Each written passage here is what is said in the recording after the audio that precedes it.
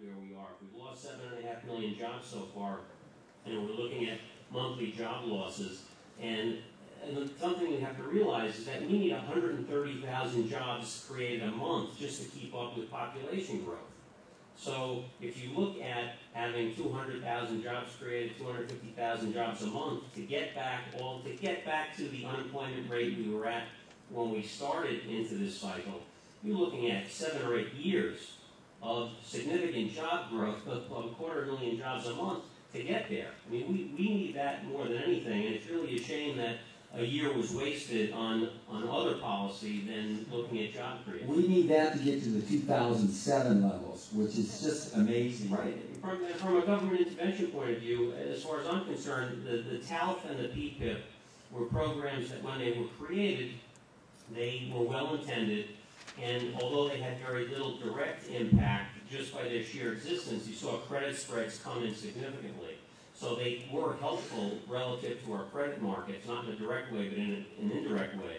But as far as I'm concerned, the government could keep the TALF, keep the PPIP, and just create jobs. That's going to help commercial real estate more than anything else they can do. But you make it sound as if it's so easy, like the government, like Obama can, wiggle his nose and create 10 million jobs. It doesn't work that way. You can't rely on the government to create jobs. No, but Vickers focusing on it would be helpful.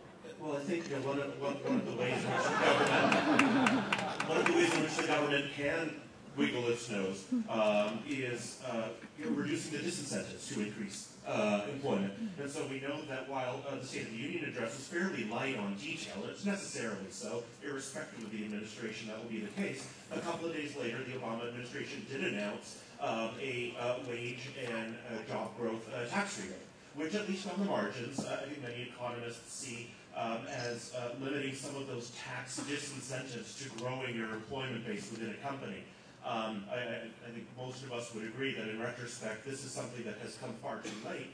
But one of the things that we should probably think about is, what is that connection between whatever it is we see happening in the labor market, which we know will significantly lag the economy, and the commercial real estate fundamentals themselves. Ours is an industry where I think we have to be extraordinarily patient. And when we look at previous recoveries for commercial real estate fundamentals, what we see is that as long as it's going to take for those jobs to come back, it will take even longer for the fundamentals to return. The last recession technically ended in November of 2001. We didn't reach a peak of vacancy in the office sector until the first quarter of 2004. It was another 2.5 years after that until we started to see meaningful increases in the occupancy rate of the office sector in this country. We're talking about a 5-year lag. While we may not have new supply in the same way over the course of this cycle, those 7 to 7.5 million jobs that people have talked about being lost means that we have had an even more extraordinary inward shift of our demand curve. And when you look at what's going on in the labor market, although we may not be cutting as many jobs as we have been historically over the course of the last year or two, we have people who are unemployed who are not finding work in a way that is not characteristic of a recession. They're staying out of work for much longer periods than we would expect to observe, even in the event of a downturn. I think it's about 40% of those unemployed are beyond the 6-month period right now, which is very unusual. Look at revised numbers this morning, actually. 8 million have lost jobs since December 2007, not the 7 to 7.5 million, and jobless claims increased to 480,000 unexpectedly last week. So, have we turned any corner at all? Is there, I guess the answer so far, no. I mean, are we turning any corner whatsoever? Is there any good news in any of this? Yes, I like to be the bearish guy in the panel. I'm having a tough time up there. Maybe I'll do something different, try to be a little bullish. Yeah, I mean, obviously things are stabilized. You did see positive growth. GDP is moving forward. The labor markets have clearly stabilized. Now, the stabilization is a lot different than expansion. And I think in 2010, because they have not yet turned off the spigots, I think there is going to be some modest increases this year. And again, if the Federal Reserve is willing to allow inflation to creep into the system, I go back to the idea that we could have 2 very good years. Because right now, the U.S. economy is moving in. We're seeing in the world economy a new asset bubble start. In many markets out there, there's a lot of things that prices are going to close that don't make any sense. And that is stimulative in the short run.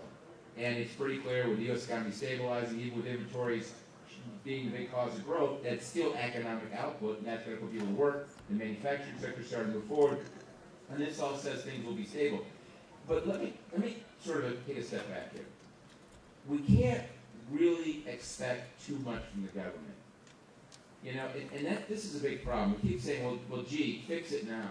And it doesn't work that way. If you really wanted to fix the problems in the U.S. economy, we have to understand that we are on the back end of 15 years of bad growth. Growth driven by too much consumer spending, too much consumer debt, too much financial debt, Wall Street is completely out of control, too many imports and not enough exports. You're not going to burn that off in a year or 2 years. It takes time. It takes patience. It takes people to say, look, if it's 1% growth for the next 2 years and a consistent 8% or 9% unemployment rate, that's okay, because that's what it's going to take. But that's why I go back to this idea that inflation is a distinct possibility. It all goes back to this idea that our policymakers, and in part us, we're not patient. We want Obama to create 5 million jobs. Obama can't do it. I think from from some of the statements that they made, I think it's pretty clear that the public sector directly isn't going to be able to do anything other than mitigate some of the extreme downside, and that ultimately they have to find ways of encouraging private sector job growth. But I want to come back to this inflation thing for a second, because when we think about the implications of that type of scenario for commercial real estate specifically, most of the discussion today has been around the challenges that we face in the mortgage market and having to deal with pending refinancings and distress. If we've got more mortgage debt on an absolute and relative basis outstanding now than we have ever had historically, and one of the things that has provided some measure of normalcy in the market over the last year is the fact that money, at least to the banks that are going to lend or not lend, has been free.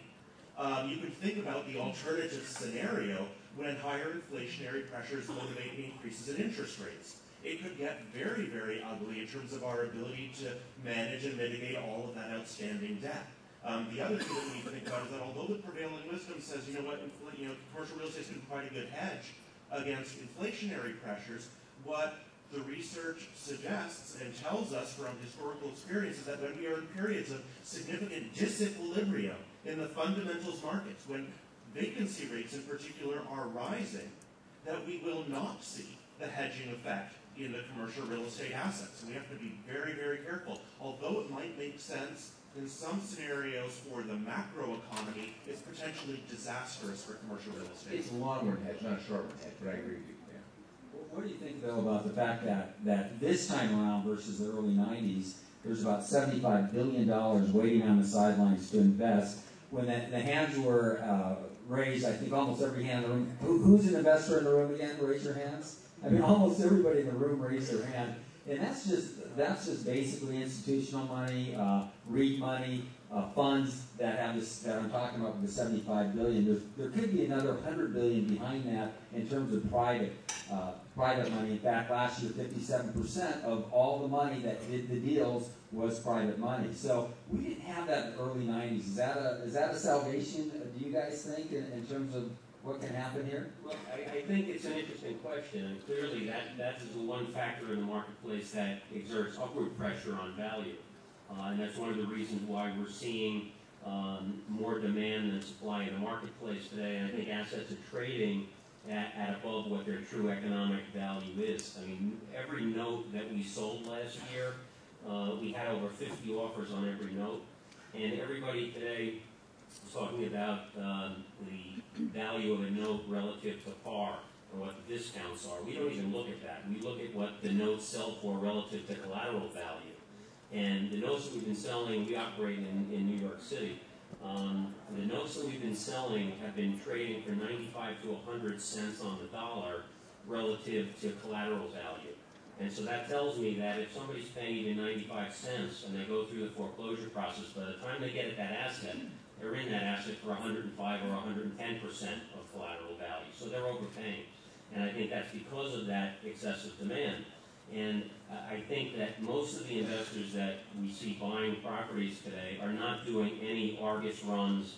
It's almost impossible to make assumptions in terms of what rental growth is going to be, and particularly residual cap rates. simply because if we do go through a period of inflation, we're going to have increased interest rates. And if you look at the history of the market,